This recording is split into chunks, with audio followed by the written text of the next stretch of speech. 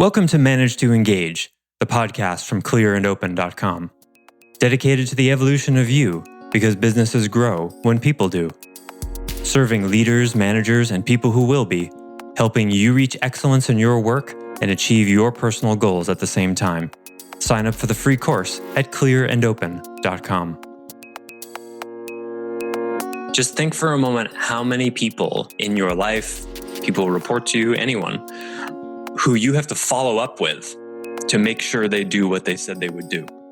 Hey, just want to remind you about the blah, blah, blah. It's due Monday. Oh yeah, thanks for the reminder. That kind of conversation is happening inside an acceptance of no integrity. Hi, it's Joseph, and thanks for tuning in to Manage to Engage, the podcast from clearandopen.com. What is integrity? How does it relate to being a great manager? The answer begins with understanding procrastination and how the issue is bigger than just being a little late sometimes. In this second installment of the 4-part podcast series, we look at how being a consistent procrastinator goes against the foundation of integrity. We also delve into what you need to know as a manager to ensure your employees keep their end of the deal by doing what they say they're going to do by when they said they do it. And you'll probably want to break out a copy of the Clear and Open Code of Conduct if you haven't seen it before, or maybe just haven't looked in a while. This can be found at clearandopen.com/code. That's clearandopen.com/code. This episode is from a recent weekly member webcast. Members get a ton of different ways to become better professionals, including attendance to the live courses I teach. Beginning January 11, 2018, I'll begin teaching an 11-week course called How to Manage and Be Managed, the Missing Manual. You know, management is like parenting. Many people do it and they mostly have no idea what they're doing, but somehow they make it work. The result, stress, wheel spinning, overwhelm, and millions of dollars in lost opportunity. This course is going to be the missing manual, what we all should have been taught in high school. So forget everything you learned about management. You don't have to motivate your employees, you don't need to empower them, and you definitely shouldn't be supervising them. I'll explain in the course. It trains you in the basics of the clear and open model for management. Increase engagement and productivity, eliminate supervision and wasted resources. This is a counterintuitive approach I've been developing with leaders in one-on-one sessions for over 15 years, offered now for the first time as an affordable course. While the course is about training management skill, it's also perfect for non-managers because it gives employees what they need to understand what a manager is doing with them and why it's in their best interest to help. For more information about the course, please go to clearandopen.com/how-to-manage. That's clearandopen.com/how-to-manage. Thanks so much for listening. Now let's dive in. So let's go back to the code. Let's look at the code and review what we've been talking about so far. So this is all at clearandopen.com/code if you want to follow along. Integrity. So let's review integrity. There's 2 points on each one of these. I've made this intentionally as simple as I could. Integrity is do what you say you're going to do by when you said you do it. The literal meaning of integrity is a kind of wholeness, you know, like on Star Trek when they talk about the hull integrity. Like, is it still holding? Is it coherent? It's a structural kind of thing. So integrity in a human being refers to a coherence of what's going on the inside and what's going on the outside, that there's a match there that they mirror. When you say you're going to do something and then you don't do it, you see there's an incoherence there. It's a lack of wholeness. Now, you can have whatever opinion you want about that. I'm asserting that wholeness is better than not wholeness. Integrity is better than not integrity. If you think that occasionally saying something and then doing something different is okay, that's fine. You can think that, but it's pretty easy to demonstrate that it makes a mess in a business. Because when you say or when one of your employees says they're going to do something and then they don't do it, it creates a circumstance where supervision is necessary. Just think for a moment how many people in your life, people who report to you, anyone, who you have to follow up with to make sure they do what they said they would do. Think about how often you remind them, you ask them about stuff, you check in. all of this is considered completely normal in our society. Hey, just want to remind you about the blah, blah, blah. It's due Monday. Oh, yeah, thanks for the reminder. You see, that kind of conversation is happening inside an acceptance of no integrity or weak integrity, right? And even the idea, like when you give someone an assignment and then you think to yourself, okay, I'm going to follow up with them tomorrow to make sure they do that. You've already assumed an absence of integrity. Now, that may be completely practical based on your experience of them, may be necessary. Fine. Then you're supervising them. So the solution to that is what I call meta supervision. Meta supervision is when someone breaks their word and you say, hey, you said you were going to do this and then you didn't do that. Oh, yeah, I'm sorry, I forgot. Thanks for the reminder, which is an expression that should make you wince from now on. Thanks for the reminder. There's so much in that. Thanks for the reminder. Thanks for following up and making sure that I do what I said I was going to do because I'm not capable of being a grown-up.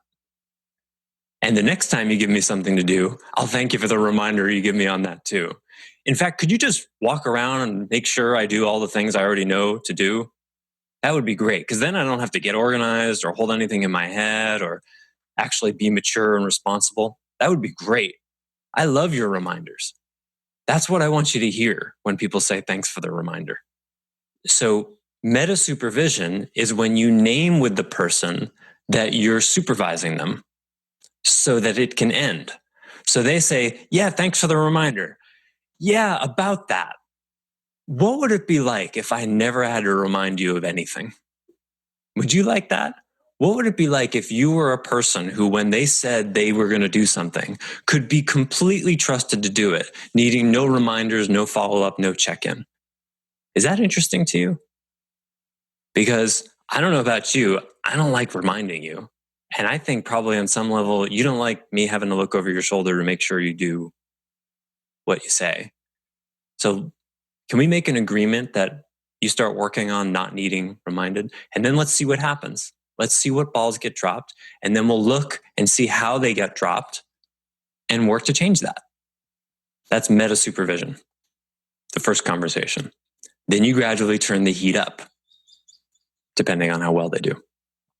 The amount of resources. So here's what happens. So when people at the bottom rung of an org chart need supervision, it pulls the next rung above them, the managers, down, right? So the people at the bottom are usually technicians. They're producing the results of a business, whatever that is, right? Pressing, marking in, whatever they're doing, wherever, in whatever business. They're producing the results of the business. The next rung up, they're the ones that are supposed to be manager level. They're the ones that are supposed to be looking at the results, evaluating them, looking at metrics, creating systems to improve those results, projects to, make things go smoother. That's management, organizing, strategizing, planning, that kind of stuff. If the people at the bottom rung need supervision, then that pulls the layer above them down into that realm, right? Like when you're doing something for them, for example, you become that role. When you're having to remind them to do something, when you're reminding someone to do something that they already know how to do, you're not managing.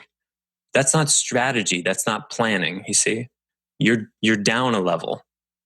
Now, this is so normal, you probably think that that's doing your job. And well, in one way, it is doing your job if you have the meta that one day you shouldn't be doing it anymore. You see, you supervise your way to not having to supervise. That's meta supervision. So then what happens is the layer above you, let's call that a VP level. It depends on the business and how big it is. Let's call it a director/VP level. Those are the people. Their job is not day-to-day, crisis management, angry customers. That's a manager job in your kinds of businesses too. But those people are doing bigger planning, acquisitions, marketing strategy, budgeting, bigger, longer term stuff, hiring strategy, stuff like that. Okay, that's what they're supposed to be doing.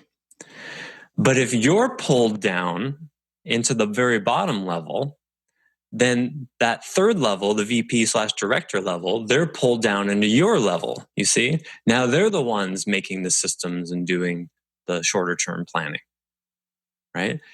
And then that goes all the way up to the CEO, who is responsible for, it depends on the org chart, but, the highest level strategy, brand strategy, also acquisitions, high level finance, borrowing money, loans, expansion, the long-term future of the business, visioning, the company culture, values, this kind of stuff, high-level metrics. And then, of course, if they're having to supervise the people below them, then they don't get to that stuff. So what I usually do, I usually work with people at the top of their org charts, or I have historically. That's starting to change when I'm working with the whole org chart. So often what I do is I'll work with the person at the top of the org chart and say, hey, here's all this stuff that needs to be done and you're not doing it. And what do they say? I don't have time. Of course you don't. You're doing the jobs of the people below you, and they're doing the jobs of the people below them, and they're doing the jobs of the people below them. And where does it end? It starts with the code. Have the value in your business be somebody says they're going to do something, that's it. They do it. And when they don't do it, you hold up the mirror and say, I need you to do what you say you're going to do by when you say you're going to do it. End of story. You got 60 days to figure that out. I'm here to help. But in this business, we do what we say we're going to do. Just that simple thing, not necessarily easy, but just that simple thing, that can change an entire business because it removes the supervision element. Start to notice when you go through your day how much of the time you're thinking about what other people have committed to do. If you're thinking about what other people have committed to do in any kind of significant way, where you're thinking about it, worrying about it, needing follow up, there's either two things going on. You're obsessive compulsive, and you really don't need to be thinking about it. Or more likely, you can't trust that they got it because they've given you evidence time and time again that they don't. So now you're pulled down, doing their job. Your head is in their game, causing chronic overwhelm, using up your time and energy. And you wonder why you're so exhausted.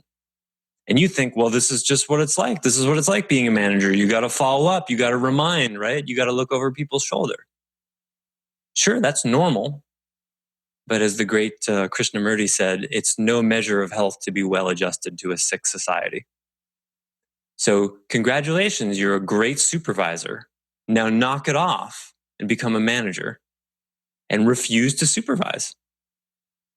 Now I can hear what you might be thinking. Well, if I don't supervise, they'll drop balls and I have to look over people's shoulder. Do I really need to address that? You don't turn your back on it, not entirely. You watch carefully as you take one step away at a time, away. And more importantly, before you can do this, you have to be someone who doesn't need supervision. And some of you I know still need supervision because some of you I'm still supervising. Some of you I can't rely on to respond to an email that I send. Some of you I can't rely on you answering direct questions if I send you an email with a direct question in it. I've got to follow up. So until you're someone who doesn't need supervision, you haven't earned the right to have people. And separate from that, if you still need supervision, you won't see where other people need supervision. It just screens it from your view. Because if a part of you wants to be supervised and is enjoying that, then you'll automatically project that that's normal with your employees. And you'll supervise them and remind them and support them in ways that are not helpful because you actually want that from your boss too. How many of you have been reminded of something in the last week by your boss? Thank you for your honesty. Yeah. So you still need supervision. So when your boss reminds you of something, or you forget about something or whatever, and you get supervised that way, the thing to do, what your bosses should be doing, in my opinion, is going, okay, meta supervision. So how did that happen? How is it that I had to remind you of that? Let's solve that. Where did you write that down? Nowhere. Oh, okay, there it is. What are you using for task management? And they help you troubleshoot how and why that happened. Okay. If your manager doesn't do that because they're not talking to me on a regular basis, that's fine. Do it yourself. Be pissed off when someone has to remind you. You see, when someone reminds me of something, I get upset. Crap, they had to remind me. What happened? It doesn't never happen. Probably happens 2 or 3 times a quarter for me. Because all the times before I looked and saw, okay, how did I make it so that I needed to be reminded of something? You go looking. Oh, I didn't write it down. Oh, I was chronically overwhelmed. Oh, whatever. And then you fix it. And that's how you become a responsible person. It's not rocket science. That's integrity. That's ownership. So you do what you say you're going to do. And if something gets in the way, because stuff happens, I saw a bumper sticker once that said that. Something gets in the way, that's fine. Then you proactively communicate to all parties involved. How often does it happen? Like you say, hey, where's that thing that was due today? Oh, yeah, this thing that happened a few days ago. Yeah, it delayed me. And you're telling me now? It's just disrespectful. It's non-relational. When you make an agreement with someone, you're in a relationship with them.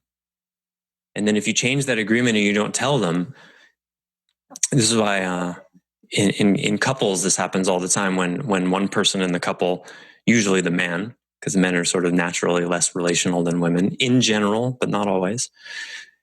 Men are famous for making decisions without consulting the woman that they're with. And well, how could you make that decision without me? Right? Men hear this all the time because women in general have a stronger natural sense of sort of relationality. Hey, we're in this together. How could you commit to that dinner that we were supposed to go now without talking to me first? Oh, I wasn't thinking of you. That's a kind of lack of integrity, because if you're in a couple, there's a wholeness there, and it's tricky because you can't make every decision with the other person, but some decisions, like traveling across the country and going to some destination wedding, like, yeah, you should have talked to your other whole about that. This kind of thing happens all the time. I give this as an example just to show how tricky it is and how widespread it is. So then what do? Well, you go back in time and go, okay, so when I made that decision, what was going on? How did I do that? How did I exclude this person? What was I thinking? What was I not thinking?